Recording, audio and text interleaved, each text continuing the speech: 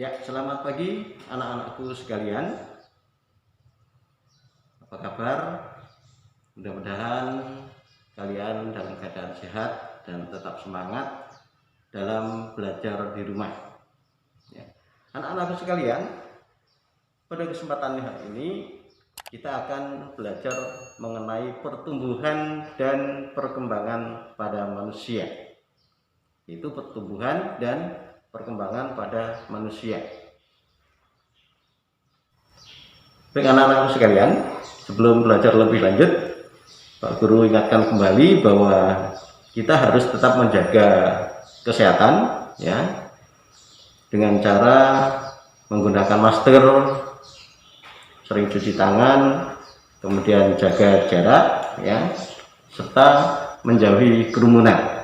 Nah, pada kesempatan hari ini karena Pak Guru berada sendirian di ruang kelas dan di dalam ruangan, jadi supaya lebih leluasa Pak Guru buka maskernya supaya suaranya lebih jelas. Baik, anak-anakku sekalian, kita berbicara tentang pertumbuhan dan perkembangan pada manusia ya. Pertumbuhan dan perkembangan pada manusia. Manusia siapa sih manusia itu? Ya, manusia itu ada seperti ya kita ini ya, ada kita ini. Nah, manusia itu merupakan salah satu makhluk hidup.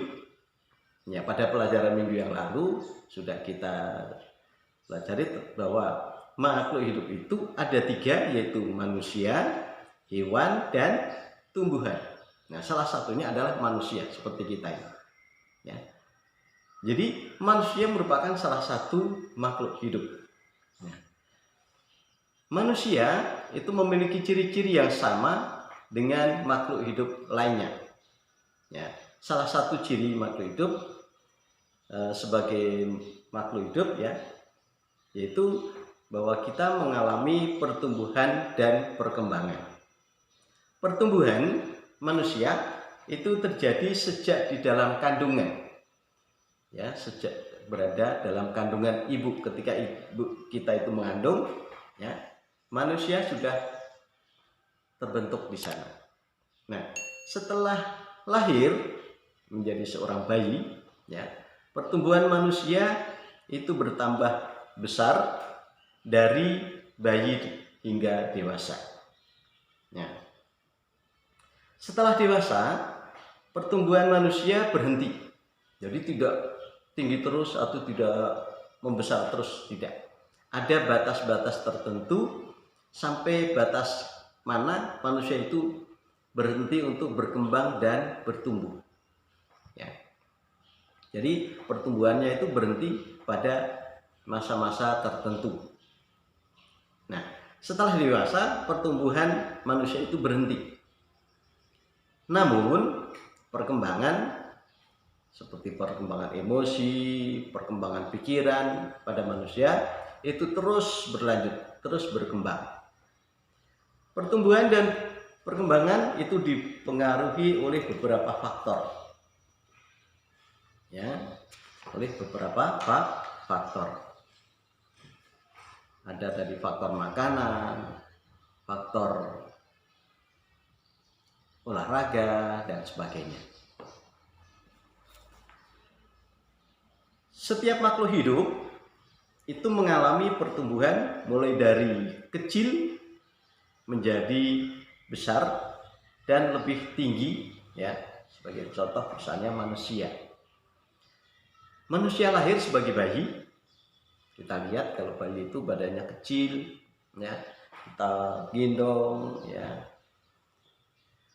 Badannya kecil ya. Manusia lahir sebagai bayi, tumbuh sebagai anak-anak, kemudian sebagai remaja, dan sebagai dewasa. Jadi mulai dari bayi, kemudian tumbuh menjadi anak-anak, kemudian menjadi remaja dan dewasa. Nah, dan pada akhirnya menjadi orang tua, baik itu menjadi kakek maupun menjadi nenek. Nah, tubuh kalian sekarang tentu lebih tinggi dan lebih besar jika dibanding ketika kalian masih bayi. Ya, ketika kalian masih bayi, tubuh kalian itu kecil, ya, kecil mungil. Kalau kalian nggak percaya, coba kalian tanyakan ke orang tua kalian masing-masing. Ya. Ada beberapa faktor yang mempengaruhi proses tumbuh berkembangnya manusia. Ya. Faktor-faktor tersebut antara lain misalnya faktor makanan yang bergizi, kemudian faktor rekreasi, ya, faktor istirahat, dan faktor berolahraga. Faktor makanan, tentunya makanan yang kita makan adalah makanan yang bergizi. Makanan yang bergizi adalah makanan yang mengandung zat-zat yang diperlukan oleh tubuh kita. Kemudian faktor rekreasi, ya. Rekreasi tidak harus di tempat-tempat yang jauh, yang banyak kerumunan, ya. Tidak harus ke pantai atau ke kebun binatang, tidak. Rekreasi itu carilah rekreasi yang murah meriah. Kalau kita hobi mancing, kita datang ke sungai mancing, itu sudah rekreasi, ya. Karena ketika kita mancing, dapat maupun tidak dapat, hati kita merasa senang, ya, itu. Kemudian faktor yang berikutnya yaitu faktor istirahat. Kalau kita kerja terus tanpa istirahat, maka badan kita akan capek. Oleh karena itu, kita tidak boleh bekerja terus atau tidak boleh belajar terus, tetapi harus ada waktu untuk istirahat. Ya. Waktu istirahat yang baik adalah ketika kita tidur. Jadi ketika kita tidur, kita tanpa sadari, ya, itu akan melemaskan otot-otot yang kaku, melemaskan, merilekkan pikiran-pikiran kita. Ya, mungkin ketika kita ketika kita punya masalah, ya, masalah, ada kesulitan, kesukaran, ya, ketika kita tidur, masalah itu tidak terpikirkan. Itu. Lalu berikutnya selain istirahat yaitu berolahraga. Nah, kita harus rajin-rajin olahraga. Ya. Olahraga tidak harus olahraga yang mahal-mahal seperti badminton, harus banyak modal, ya, atau mungkin olahraga golf yang mahal, tidak, ya. Olahraga bisa dilakukan dengan cara mungkin jalan-jalan, lari-lari, ya, tiap pagi lari, atau mungkin main voli, ya, atau mungkin, ya, kita naik turun tangga, itu sudah olahraga. Jadi olahraga tidak harus ke tempat-tempat yang mahal atau mewah, tidak, ya. Kita lari-lari keliling lapangan, ya, itu tiap sore atau tiap pagi itu sudah cukup. Ya, itu. Jadi itulah faktor-faktor yang mempengaruhi proses pertumbuhan dan berkembangnya pada manusia. Anak-anakku yang kasih, ketika kita lahir dari bayi, kemudian melalui proses pertumbuhannya, bayi, kemudian dia baru bisa merangkak, kemudian dia bertumbuh lagi menjadi sudah bisa berdiri, kemudian bisa jalan, ya, dan menjadi anak-anak. Kemudian mulai ke sekolah, ya, dia sekolah menjadi seorang remaja, menjadi orang dewasa, orang tua, dan jadilah seorang kakek atau nenek. Itulah perkembangan dan pertumbuhan pada manusia. Manusia sebagai makhluk hidup mengalami pertumbuhan dan perkembangan. Ya. Bertambah berat serta bertambah tinggi badan kita itu merupakan salah satu contoh pada pertumbuhan diri kita. Kekuatan tangan pada manusia atau pada kekuatan tangan pada kita itu juga mengalami perkembangan. Sebagai contoh, misalnya kalau dulu waktu masih bayi kita hanya bisa megang dot, ya. Waktu masih bayi kita bisa megang dot, ya. Kita belum bisa memegang buku, ya, belum bisa pegang pensil, ya. Jadi kita baru bisa megang dot yang ukurannya sangat kecil.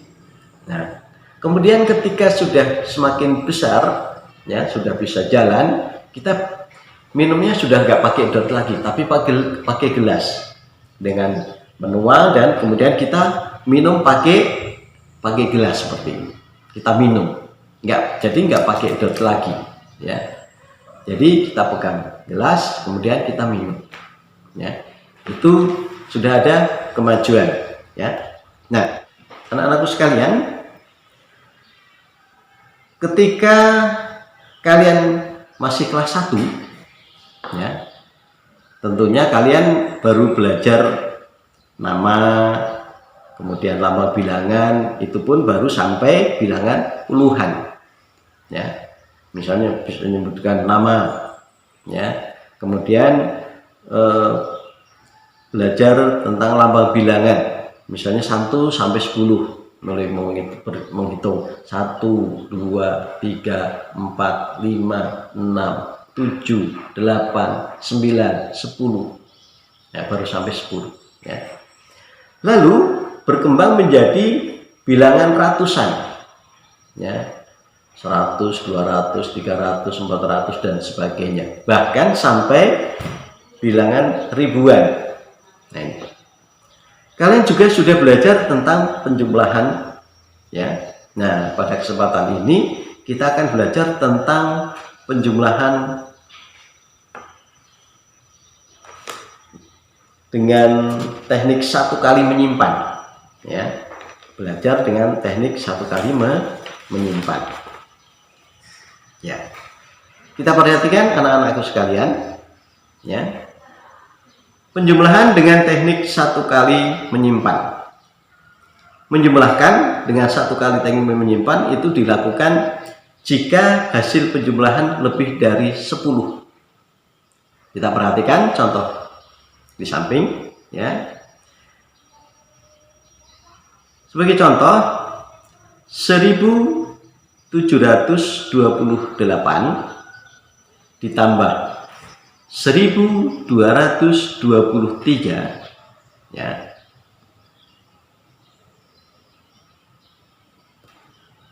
maka hasilnya 2951. Pelajaran pada hari ini kita cukupkan dulu, dan kita lanjutkan besok pada materi berikutnya. Selamat siang dan sampai jumpa. Tetap semangat belajar di rumah dan salam sehat selalu.